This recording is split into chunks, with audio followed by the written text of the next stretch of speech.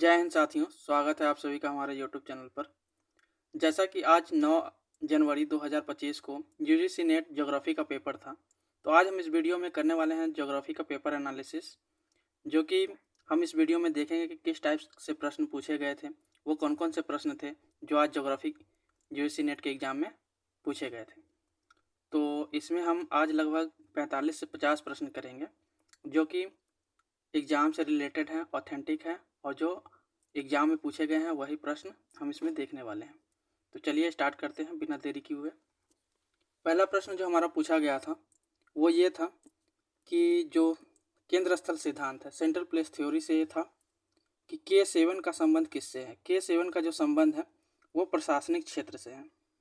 ठीक है, अगर बात करें K3 की बात करें तो ये बाजार क्षेत्र से संबंधित है, बाजार क्षेत्र से संबंधित है।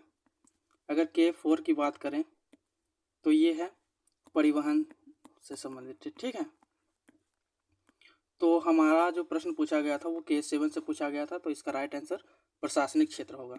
चलते हैं नेक्स्ट प्रश्न की ओर। अगला प्रश्न हमारा पूछा गया था अरेंज करने से संबंधित है। जो अरेंज करना था उसमें कुछ थ्योरी दे दी गई थी, उसको अरेंज करना था उसके टाइम के आधार पे, मतलब किस सन में वो पब्लिश किया गया था उसके हिसाब से। तो हम देखें कॉन्सेंट्रिक जो थ्योरी है वो 1925 में दिया गया था, कॉन्सेंट्रिक थ्योरी। ठीक है, ये दिया गया था बर्गेस के द्वारा। ठीक है, बर्गेस के द्वारा दिया गया था। अगर बात करें सेक्टर थ्योरी तो सेक्टर थ्योरी 1939 में आया था। सेंट्रल प्लेस थ्योरी की बात कर लें तो 1933 में आया था। न्यूक्लियर थ्योरी की बात कर लें तो 1945 में आया था। तो इस प्रकार से हम देख सकते हैं कि इसको रीअरेंज करना है तो सबसे पहला हमारा कौन सा आ जाएगा, कॉन्सेंट्रिक थ्योरी आ जाएगा। दूसरा कौन सा आ जाएगा, सेंट्रल प्लेस थ्योरी और सेक्टर थ्योरी। उसके बाद हमारा लास्ट में आ जाएगा न्यूक्लियर थ्योरी। अब इसकी बात कर लें कि ये थ्योरी जो है ये किसने दी थी, तो सेंट्रल प्लेस की बात करें तो ये बर्गेस ने दिया था। सेक्टर थ्योरी की बात कर लें तो होमर ने दिया था। किसने दिया था, होमर होयट। ठीक है, सेंट्रल प्लेस की बात कर लें तो ये क्रिस्टलर दिया था, क्रिस्टलर ने दिया था। अगर न्यूक्लियर थ्योरी की बात कर लें तो हैरिस और उलमैन। ठीक है, हैरिस, ठीक है, हैरिस और उलमैन के द्वारा दिया गया था। तो ये आपसे ये प्रश्न में पूछ लिया गया था। चलते हैं नेक्स्ट प्रश्न की ओर। एक दूसरा प्रश्न पूछा गया था कि नेटवर्क सिटी शब्द किसने दिया है, तो इसका जो ऑप्शन है वो हमें याद नहीं है। ठीक है, तो एक ये भी प्रश्न पूछ लिया गया था, तो इसका राइट आंसर जो होने वाला है आप लोग देख लीजिएगा अपने हिसाब से। अगले प्रश्न की ओर चलते हैं। अगला प्रश्न ये पूछा गया था, वह सीमा जो सामाजिक और सांस्कृतिक विविधताओं को देखे बगैर स्थापित की जाती है, तो उस सीमा को क्या कहते हैं। मतलब ऐसी सीमाएं जो मतलब किसी भी सांस्कृतिक और सामाजिक तत्वों को अनदेखी करते हुए स्थापित किया जाता है, तो उसको कहते हैं अध्यारोपित। ठीक है, अध्यारोपित सीमाएं, जिसको इंग्लिश में क्या कहते हैं, सुपर इम्पोज्ड। क्या कहेंगे, सुपर इम्पोज्ड कहेंगे। ठीक है, तो ये हमारा राइट आंसर होने वाला है। चलते हैं नेक्स्ट प्रश्न की ओर। अगला प्रश्न जो हमसे पूछ लिया गया था वो ये पूछा गया था कि मीठे पानी की झील कौन सी है। तो मीठे पानी की झील, उसमें 4 झील का नाम दे दिया गया था, जैसे कि कैस्पियन झील। तो हमारा राइट आंसर होने वाला था बैकाल झील। ठीक है, बैकाल झील है जो विश्व की सबसे बड़ी मीठे पानी की झील है। क्या है, विश्व की सबसे बड़ी मीठे पानी की झील है, सबसे बड़ी मीठे पानी की झील है। ठीक है, मीठे पानी की झील। अब अगले प्रश्न की ओर हम देखें तो अगला प्रश्न ये आपसे पूछ लिया गया था कि जो लघु भारत है, लघु भारत के नाम से किसे जाना जाता है। तो ऑप्शन में आया था मॉरिशस, सिसेल्स और 2 देश दिए गए थे। तो हमारा राइट आंसर जो होने वाला है वो मॉरिशस होने वाला है। मॉरिशस को हम लघु भारत के नाम से जानते हैं। अब हम बात करें अगला प्रश्न जो पूछ लिया गया था वो ये था कि हमें कुछ जनजातियां दे दी गई थी, उसको जनसंख्या के आधार पर अरेंज करना था। तो पहली जो जनजातियां है, भारत की सबसे बड़ी जनजाति जो है वो गोंड है, और ये इसका निवास स्थान हम देखें तो मध्य प्रदेश, ठीक है, MP, राजस्थान और गुजरात। ठीक है, तो यहाँ पे है, ये सबसे बड़ी जनजाति है, तो ये पहले नंबर पे आएगा। दूसरा भील है,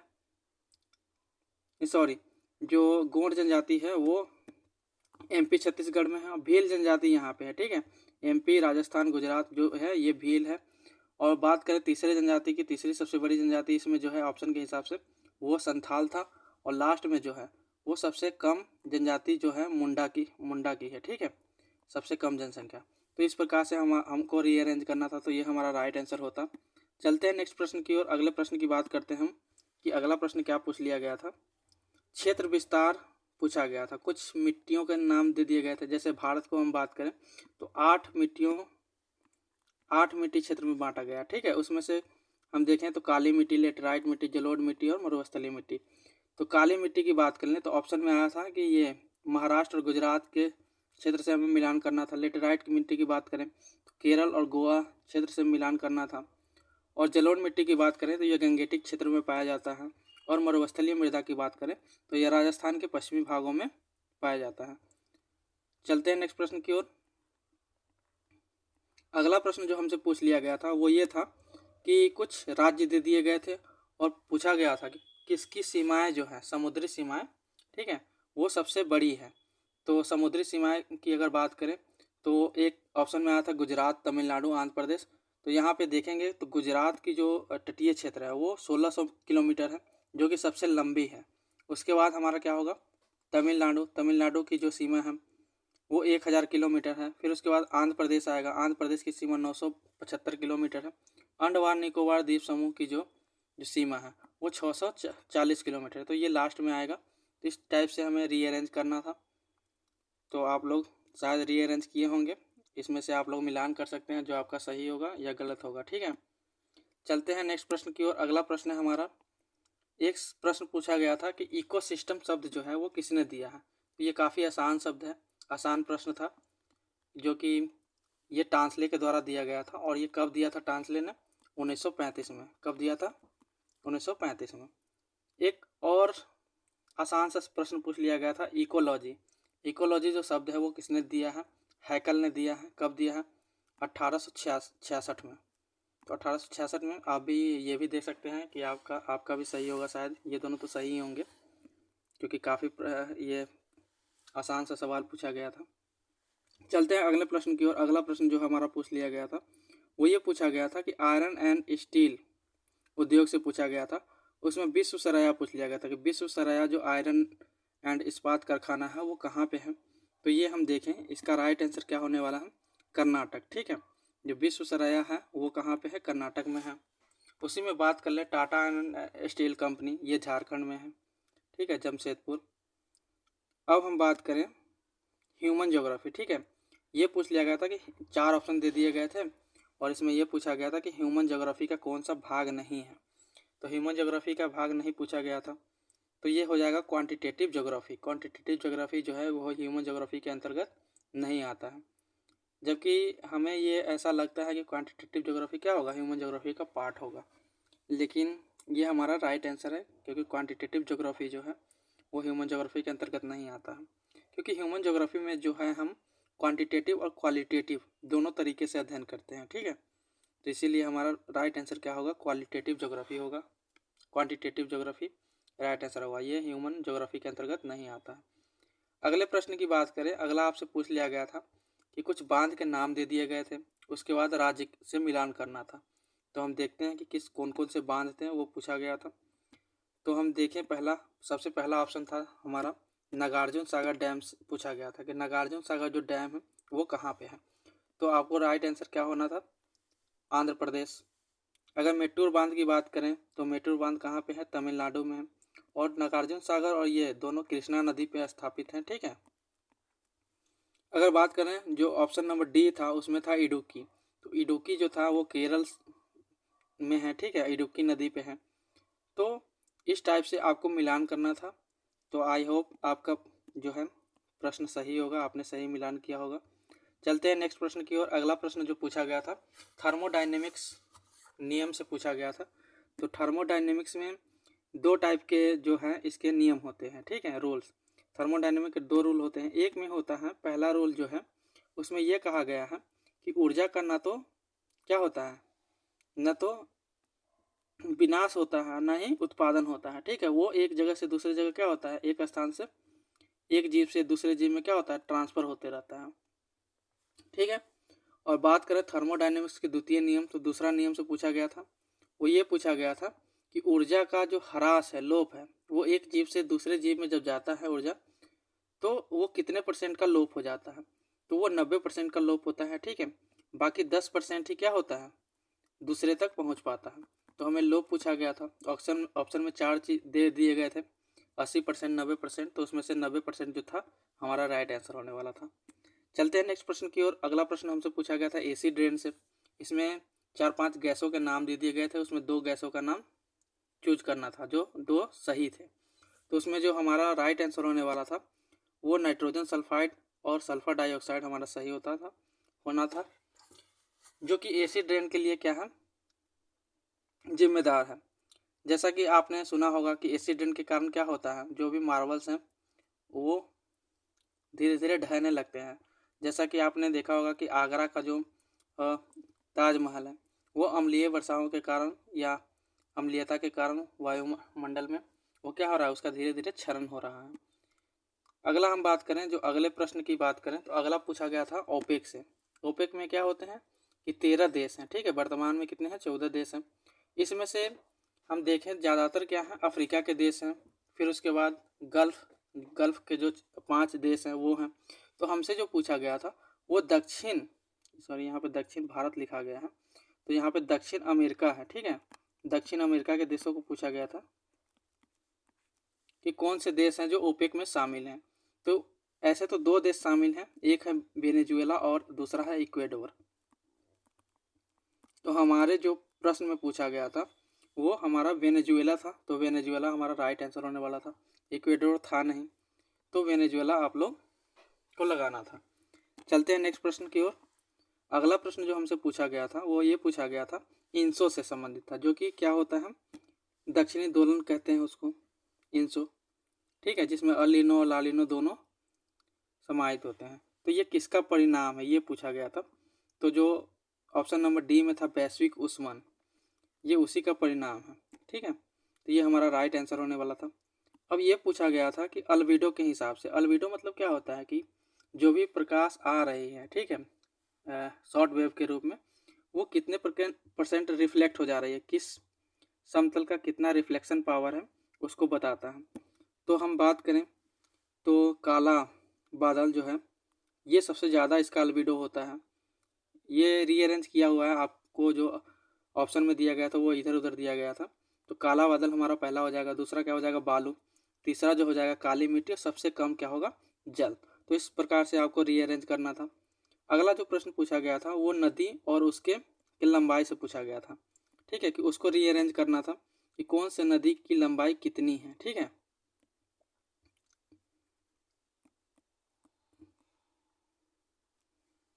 तो यहाँ पे हम देखें सबसे बड़ी नदी जो थी वो गोदावरी नदी थी, ठीक है।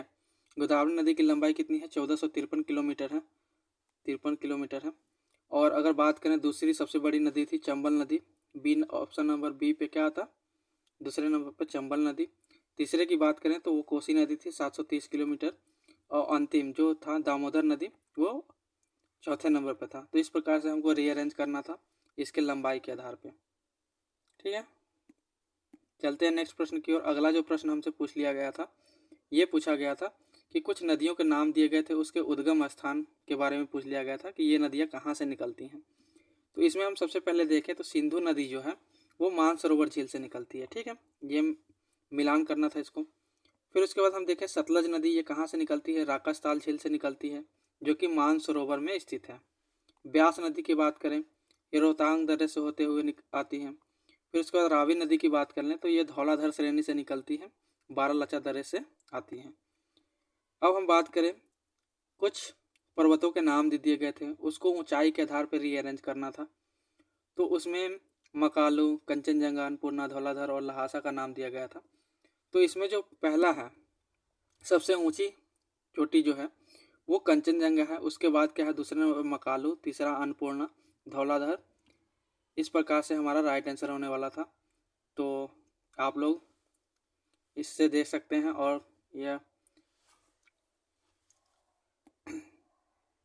अनुमान लगा सकते हैं कि आपका सही होगा या गलत, ठीक है। तो यह राइट आंसर होने वाला है। चलते हैं नेक्स्ट प्रश्न की ओर।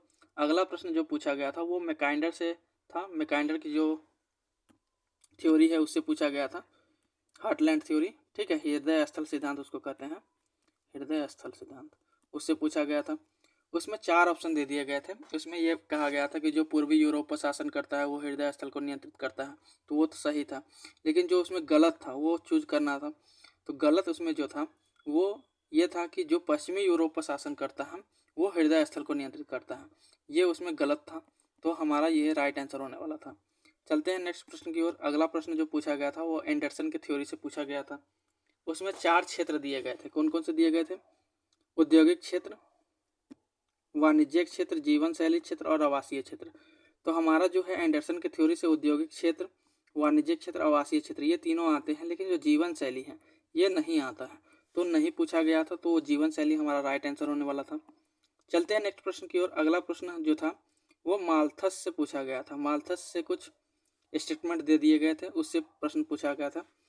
तो उसमें हमें गलत पूछा गया, तो हम लोग क्या कर सकते हैं, एलिमिनेशन इसमें लगा सकते हैं, जिसमें हम क्या कर सकते हैं कि सही सही चीज़ों को छांट सकते हैं। तो जिसमें हम 2-3 कथन को देखेंगे कि वो जो था वो पश्चिमी देशों से आधारित था, ठीक है, और उन्होंने पॉजिटिव चेक, जो जनसंख्या नियंत्रण के पॉजिटिव चेक के बारे में बताया था, उन्होंने बताया था कि महामारी या कोई बीमारी या बाढ़ ये सब पॉजिटिव चेक हैं पॉपुलेशन को नियंत्रित करने के। और एक ये था उसमें जो गलत था वो ये था, उन्होंने बताया था कि जो पॉपुलेशन है वो ऑप्शन के हिसाब से क्या था कि अर्थमेटिक तरीके से बढ़ता है, लेकिन जो माल्थस की थ्योरी है उन्होंने बताया कि पॉपुलेशन जो है, ठीक है, पॉपुलेशन कैसे बढ़ता है, जियोमेट्रिक तरीके से, ठीक है। तो ये हमारा गलत था, ठीक। तो इस टाइप से आप चुनाव कर सकते थे कि कौन सा गलत था कौन सा सही था। अब हम अगले प्रश्न की बात करें। अगला जो प्रश्न आया था वो ये था कि उपग्रह से पूछ लिया गया था कि कौन से उपग्रह जो हैं वो भूतुल्यकालिक हैं। उपग्रह 2 प्रकार के होते हैं, एक जो होते हैं वो भूतुल्यकालिक होते हैं, एक सूर्य तुल्यकालिक होते हैं। जो भूतुल्यकालिक होते हैं वो 36,000 किलोमीटर पर स्थापित किए जाते हैं, ठीक है, और जो सूर्य तुल्यकालिक होते हैं वो 300 से 1,000 किलोमीटर पर स्थापित होते हैं। तो हमसे जो पूछा गया था वो भूतुल्यकालिक उपग्रह था, ठीक है। तो इसमें जो ऑप्शन में 2 जो विकल्प थे, इनसेट और मीटियोसेट, ठीक है, ये हमारा राइट आंसर होने वाला था। ये दोनों क्या हैं, भूतुल्यकालिक उपग्रह हैं। चलते हैं नेक्स्ट प्रश्न की ओर। अगला प्रश्न हमसे ये पूछ लिया गया था कि जीआईएस उपकरण दे दिए गए थे अलग अलग देशों के, जैसे जीपीएस, ठीक है, तो इसको क्या करना था, अरेंज करना था, ठीक है। तो उसके कालानुक्रम के हिसाब से कि कौन सा जो है जीआईएस कब आया, तो उसको रीअरेंज करना था। फिर अगले प्रश्न की बात कर लें। अगला प्रश्न आया था यूरोपीय व्यापारिक संगठनों से। तो उसमें बहुत सारे व्यापारिक संगठन थे, जैसे यूरोपीय यूनियन हो गया, ठीक है, अमेरिकन संगठन हो गया व्यापार का। तो उसमें पूछा गया था कि कौन सबसे पुराना है, तो ये आपसे पूछ लिया गया था। अगला जो प्रश्न पूछा गया था वो था ये कि आयोनियन दर्शन किसने दिया है। जो आयोनियन दर्शन की बात कर लें तो ये थेल्स महोदय ने दिया है, और ये यूनान के क्या थे, भूगोलवेता थे। तो इन्होंने सबसे पहले क्या हुआ, आयोनियन दर्शन का सिद्धांत दिया। अब हम चलते हैं अगले प्रश्न की ओर। अगला प्रश्न जो आपसे पूछा गया था जो ये था कि कोबर्न कुछ थ्योरी दे दिए गए थे जो कि पर्वत निर्माण से संबंधित है, ठीक है।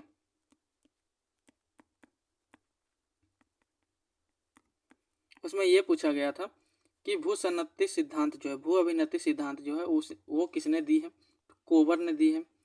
संवहन धारा सिद्धांत जो है वो किसने दिया है, होम्स ने दिया है। तापीय संकुचन सिद्धांत की बात कर लें तो ये जेफरीज ने दिया है, ठीक है। अगर बात कर लें भूसन्नति सिद्धांत तो हॉल और डाना। तो इस प्रकार से आपको इसको मिलान करना था। तो इसमें आप लोग देख सकते थे कि कौन सा राइट आंसर होने वाला है। चलते हैं नेक्स्ट प्रश्न की ओर। अगला प्रश्न जो आपसे पूछा गया था वो आर्यन नार्डिक जनजाति से पूछा गया था। जो नार्डिक जनजाति है वो यूरोप में पाई जाती है, ठीक है, लेकिन पूछा गया आर्यन नार्डिक जनजाति। यहाँ पे भारत में पूछा गया था कि जो आर्यन नार्डिक जनजाति है वो भारत के किस क्षेत्र में बसते हैं। तो 4 ऑप्शन दे दिए गए थे, जिसमें हमारा राइट आंसर होने वाला था वो था कि पश्चिमी भारत। पश्चिमी भारत में क्या होता है कि सबसे ज़्यादा नार्डिक लोग रहते हैं, आर्यन नार्डिक, और उनकी जो भाषा होती है वो संस्कृत होती है। मुख्य भाषा जो थी वो संस्कृत थी, लेकिन आजकल तो संस्कृत जानते हैं ये खत्म हो रहा है। चलते हैं नेक्स्ट प्रश्न की ओर। अगला प्रश्न जो हमसे पूछा गया था जो ये था कि जन्म दर को प्रभावित करने वाले कारक कौन कौन से हैं, उसमें बहुत बड़े बड़े स्टेटमेंट दे दिए गए थे, इसको हम शॉर्ट कर दिए हैं। एक पहला ये था कि बाल विवाह, दहेज, बहुपत्नी और बहुपति विवाह। तो बाल विवाह जो है वो तो बिल्कुल बाल विवाह प्रभावित करता है, फिर बहुपति पत्नी विवाह भी, दहेज भी करता है। तो इस प्रकार से आपको राइट जो आंसर था वो चूज करना था। चलते हैं नेक्स्ट प्रश्न की ओर। अगला प्रश्न जो हमसे पूछा गया था ये था कि समप्राय मैदान, पेनी प्लेन शब्द किसने दिया है। तो उसमें था कि डेविस करके था, ठीक है। तो डेविस हमारा राइट आंसर हो जाता है, जो अल्फ्रेड डेविस है, मॉरिस डेविस। तो ये हमारा राइट आंसर होने वाला था। चलते हैं नेक्स्ट प्रश्न की ओर। अगला जो प्रश्न हम लोग देखेंगे हवा से पूछा गया था। हवाएं दो प्रकार की होती हैं, एक गर्म हवाएं होती हैं और एक ठंडी हवा होती है। तो हमसे पूछ लिया गया था कि इसमें से ठंडी हवा कौन सी है, ठीक है। ठंडी हवा पूछ लिया गया था। तो ठंडी हवा जो है, जो ऑप्शन थे वो इसी हिसाब थे, इसी क्रम में थे। पहला था मिस्ट्रल, बोरा, जोंडा और सांता आना बुरान।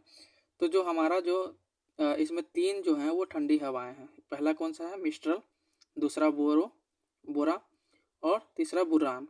अगर बात कर लें मिस्ट्रल, ठीक है, तो ये ठंडी धारा है, ठीक है।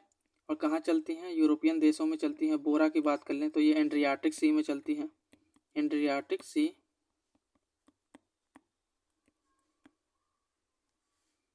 अब बात करें बुरान कहाँ पे चलती है, साइबेरिया में चलती है। तो इस प्रकार से आपको चुनाव करना था। तो इस प्रकार से ये हमारा राइट आंसर होता। चलते हैं नेक्स्ट प्रश्न की ओर। अगला प्रश्न हमसे ये पूछा गया था कि कुछ खनिज के नाम दिए गए थे, उसके स्थान दे दिए गए थे, उसमें से सही सुमेलित करना था। तो जो हमारा राइट आंसर जो होने वाला था वो पीट्सबर्ग होने वाला था, जो कि लौह इस्पात क्षेत्र से संबंधित है। तो ये हमारा राइट आंसर होने वाला था। चलते हैं नेक्स्ट प्रश्न की ओर। कुछ बुक का नाम दे दिया गया था और जोग्राफर का नाम दे दिया गया था कि कौन सी बुक जो है किस जोग्राफर से संबंधित है। तो उसमें हम देखें, पहला जो प्रश्न था वो ये था कि इब्न खालदून की कौन सी बुक है। तो इब्न खालदून की हम बात करें तो उन्होंने मुकदमा लिखा था। कौन सा लिखा था, मुकदमा। पल्स ऑफ एशिया की बात करें तो ये हंटिंगटन ने लिखा था। कब लिखा था, 1907 में लिखा था। द इन्फ्लुएंस ऑफ इन्वायरमेंट की बात कर लें तो सैम्पुल ने लिखा था। कब लिखा था, 1911 में लिखा था, ठीक है। ये जो थी एक अमेरिकन क्या थी,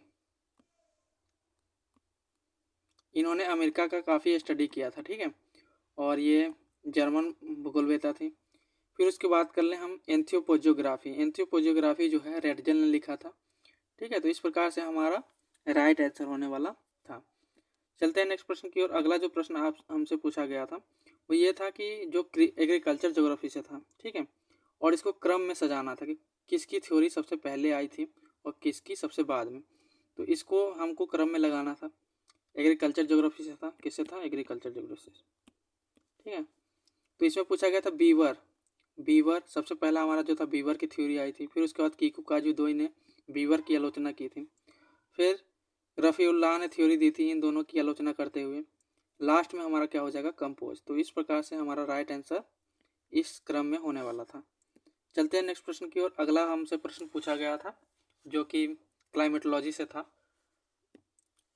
नॉक्टिल्यूसेंट्स जो बादल हैं, ठीक है, क्लाउड हैं, नॉक्टिल्यूसेंट्स, इसका निर्माण किस मंडल में होता है, ठीक है। तो वायुमंडल के जो 5 परत होते हैं उसके मध्य मंडल में जो है नॉक्टिल्यूसेंट्स बादल का निर्माण होता है, ठीक। तो ये पूछ लिया गया था। चलते हैं नेक्स्ट प्रश्न की ओर। अगले प्रश्न की ओर चलते हैं। ये देखते हैं कौन सा प्रश्न पूछा गया था। तो इसमें कुछ बुक दे दिए गए थे फिर से और जोग्राफर्स का नाम दे दिया गया था। उसमें हम देखें तो एक जो है अल्माजेस्ट जो पुस्तक है उसको हम देख करके मिलान कर सकते थे, ठीक है। डायरेक्ट एक ही प्रश्न से क्या होता, हमें आंसर मिल जाता। तो इसमें हम बात कर लें विस्तार से, कोसमॉस की बात कर लें तो हमबोल्ट, अल्माजेस्ट की बात कर लें तो टॉलमी द्वारा लिखा गया है। सिस्टमैटिक ज्योग्राफी की बात कर लें तो ये रीटर के द्वारा लिखा गया है। तो इस प्रकार से हमारा राइट आंसर होने वाला था, इसको मिलान करना था। चलते हैं नेक्स्ट प्रश्न की ओर। अगला प्रश्न जो हमसे पूछा गया था, आज का लास्ट प्रश्न, जो इस वीडियो का लास्ट प्रश्न होने वाला है, ये पूछा गया था कोपेन के जलवायु वर्गीकरण से, ठीक है। कोपेन ने अपना जो जलवायु वर्गीकरण दिया है ABCD, ठीक है, उसका फिर सब डिवीज़न किया है AF, BSH, CF, AW। तो ये जो कुछ सब विभाजन है उसका नाम दे दिया गया था। और वो किस क्लाइमेट से संबंधित है उसके बारे में पूछा गया था।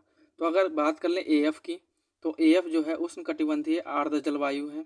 ठीक है, इसमें क्या होता है कि 22 डिग्री सेंटीग्रेड होता है टेम्परेचर, और क्या होता है कि बारिश सालों भर होती है। ठीक है, बात कर लें BSH की, तो BSH जो है वो स्टेपी जलवायु है। ठीक है, BSH जलवायु जो है स्टेपी जलवायु है। अब बात करें CF की, तो जो CF है यूरोपीय तुल्य जलवायु है। कैसी जलवायु है? यूरोपीय तुल्य जलवायु है। और AW की बात करें तो ये उष्णकटिबंधीय आर्द्र, ठीक है, उष्णकटिबंधीय आर्द्र और शुष्क जलवायु है, जो कि भारत के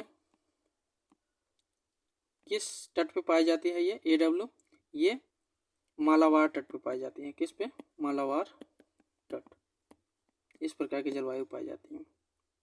ठीक है, और BSH की बात कर लें तो ये कर्नाटक के कुछ क्षेत्रों में और राजस्थान के पूर्वी भागों में पाई जाती है। तो इस टाइप से हमारा जो इसमें जितने भी प्रश्न हमने देखे हैं वो सारे ऑथेंटिक हैं जो आज के एग्ज़ाम में पूछे गए हैं। तो आप इससे मिलान कर सकते हैं कि आपके कितने प्रश्न सही हैं। अगर वीडियो अच्छी लगी हो तो लाइक करिए, सब्सक्राइब करिए एंड शेयर करिए। मिलते हैं नेक्स्ट वीडियो में। जय हिंद, जय भारत।